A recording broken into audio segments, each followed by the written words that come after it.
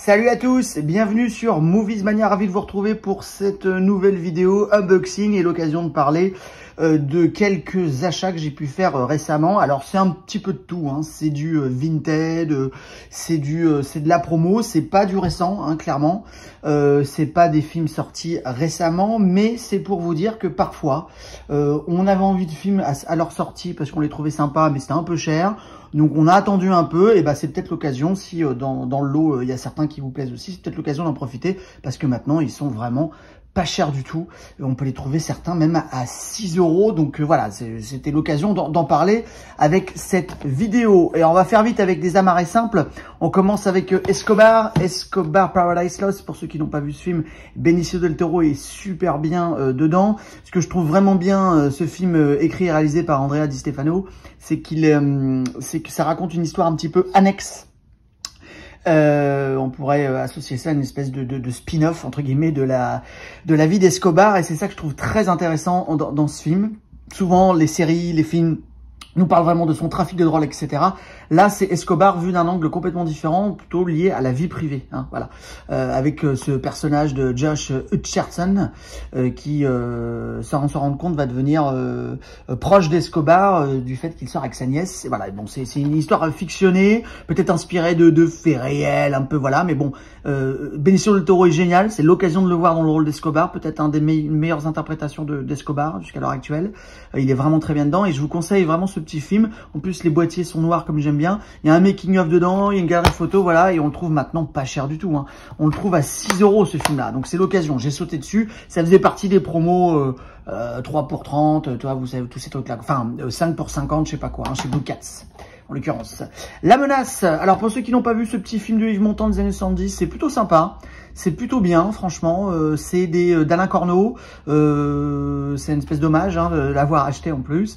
Voilà, c'est un petit thriller polar vraiment cool, efficace comme dans les années 70, quand les structures scénaristiques des polars français ressemblaient vachement à celles des Américains. C'était des polars du coup et des thrillers beaucoup plus efficaces.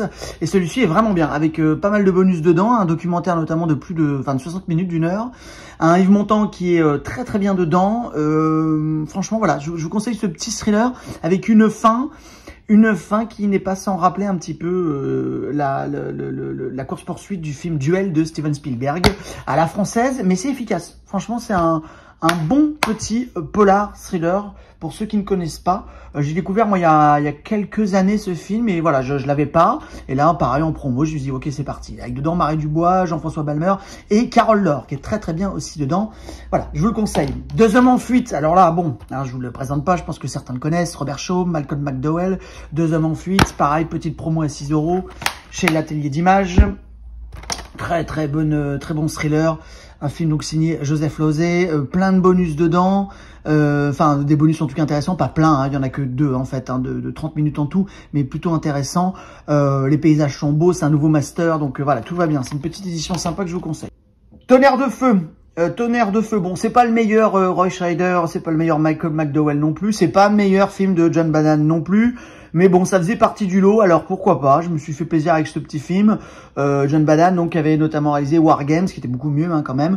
Tonnerre de feu, c'est un petit peu la genèse de Supercopter. Voilà, c'est un petit peu ça.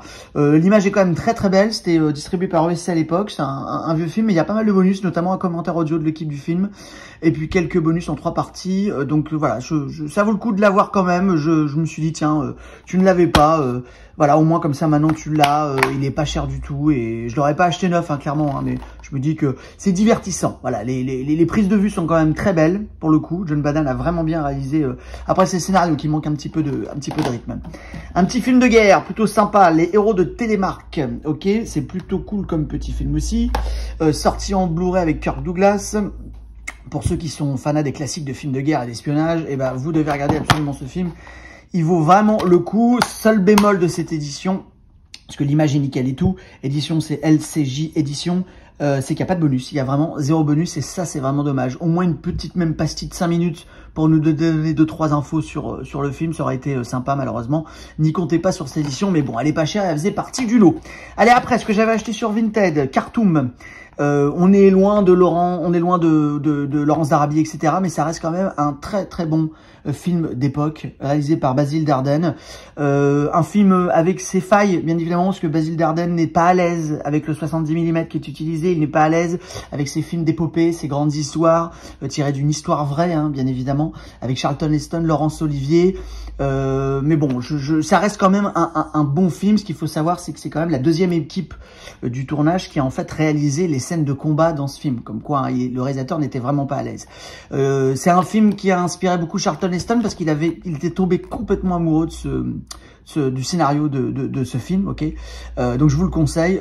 Ça raconte l'histoire de la prise de Khartoum à l'époque, des origines de ces qu'on peut considérer ces terroristes de l'époque, qui sont un petit peu la genèse d'ailleurs des terroristes qu'on connaît maintenant, hein. Ils ont un peu commencé déjà à l'époque avec cette invasion des territoires et la protection de leur territoire. Voilà, ça parle de colonisation, ça critique la colonisation, ça critique les envahisseurs, ceux qui veulent se défendre aussi. Voilà, c'est un film un peu politique aussi, mais c'est hyper intéressant. Franchement, je vous le conseille.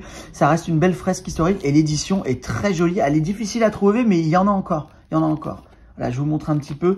Il y en a encore. Voilà, le DVD du film. Ok. Et un super livret qui explique toute l'histoire. Je ne vais pas vous faire toutes les pages, mais qui explique vraiment toute la genèse des projets, qui n'hésite pas à balancer également sur les films.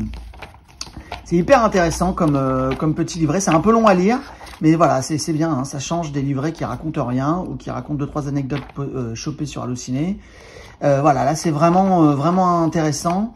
C'est Rémini Édition. Là on a le Blu-ray. L'image est vraiment nickel. À mon avis, c'est le genre de film qui sortira pas forcément en 4K parce que bon, il mériterait, hein, mais voilà, à mon avis, c'est compliqué, quoi. C'est compliqué pour que ça sorte en 4K, quoi. Très clairement. Et enfin, on termine avec des Walter Matthau. Alors, très clairement, moi, Walter Matthau, je suis pas forcément fan de Walter Matthau en comédie. Voilà, pourtant il est connu pour ça, Walter Matthau. Et paradoxalement, je le préfère dans les polars. J'aime beaucoup les 3 polars, les 3 vrais gros polars qu'il a fait. J'en avais déjà, hein, donc celui-ci je l'avais déjà en fait, Tuer Charlie Varek, que je vous conseille vraiment. Il était sorti à l'époque, c'était chez qui déjà? C'était chez Wildside, bien évidemment, c'est les coffrets Wildside, ça. C'est un super bon polar de l'époque, réalisé par Dan Siegel, qui avait notamment fait l'Inspecteur Harry, ok. Tuer Charlie Varek, voilà, petit polar sans prétention, et un Walter Matthau qui est beaucoup plus efficace pour moi que dans les comédies. Parce que Walter Matthau, il a ce petit côté un peu cynique, un peu décalé, qui a été mis à profit pour les comédies. Et bah personnellement, je trouve que c'est mieux utilisé dans les polars qu'il fait. Ce côté un peu décalé, un petit peu fermé, un peu froid, avec toujours un chewing-gum à mâcher dans la bouche. Le perso, je trouve, est mieux adapté, personnellement, je trouve, encore une fois, dans les polars que plutôt dans les comédies. Mais bon, après, c'est un acteur qui a énormément marché en comédie. Voilà, donc ce film-là que je vous conseille aussi, qu'on trouve également pas cher maintenant un peu partout, avec un super livret d'époque de chez Wildside, bourré de photos, bourré d'infos, des photos des affiches, ça j'adore ça, les affiches et tout d'époque. C'est un super livret, franchement, c'est une édition collector que je voulais absolument. Et un petit digipack avec le DVD et le Blu-ray. Il y a pas mal de bonus aussi dedans. Voilà, super cover à l'intérieur. Je vous montre aussi comme ça.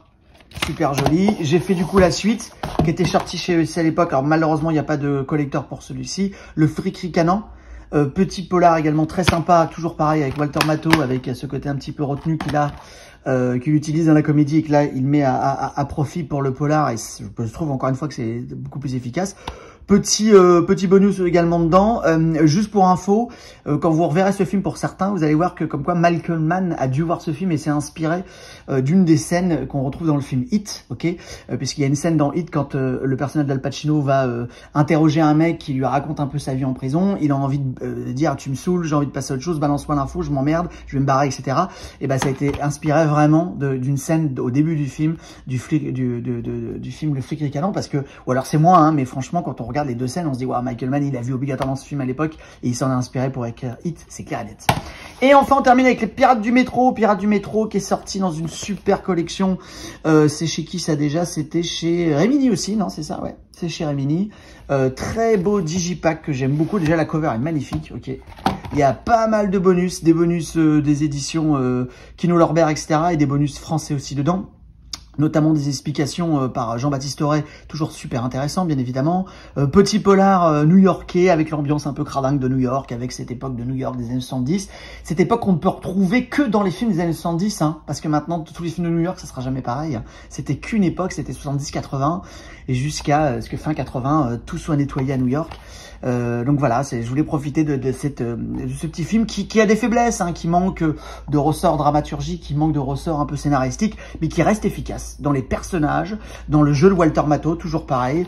Et ce petit coffret Digipack, je le voulais, je l'avais pas et j'ai réussi à le trouver pas cher. Il y a dedans le Blu-ray avec plein de bonus et également le DVD du film et le DVD bonus en plus. Et je vous montre là, voilà, avec une affiche, l'affiche française et l'affiche, je sais pas, hollandaise, un peu comme ça, ou belge. Voilà, bon, je me suis gavé, hein, ça fait plaisir. Dites-moi ce que vous en pensez. Est-ce que vous avez vu certains films que j'ai achetés là? Est-ce que vous avez aimé certains films que j'ai achetés là? Et n'oubliez pas surtout de vous abonner, je compte sur vous, hein, parce que de s'abonner, ça va permettre de développer encore plus de choses sur la chaîne. Et merci d'être de plus en plus nombreux à me découvrir sur Movies Mania. Franchement, je vous remercie, vous êtes extraordinaires. Je vous aime. Allez, à bientôt.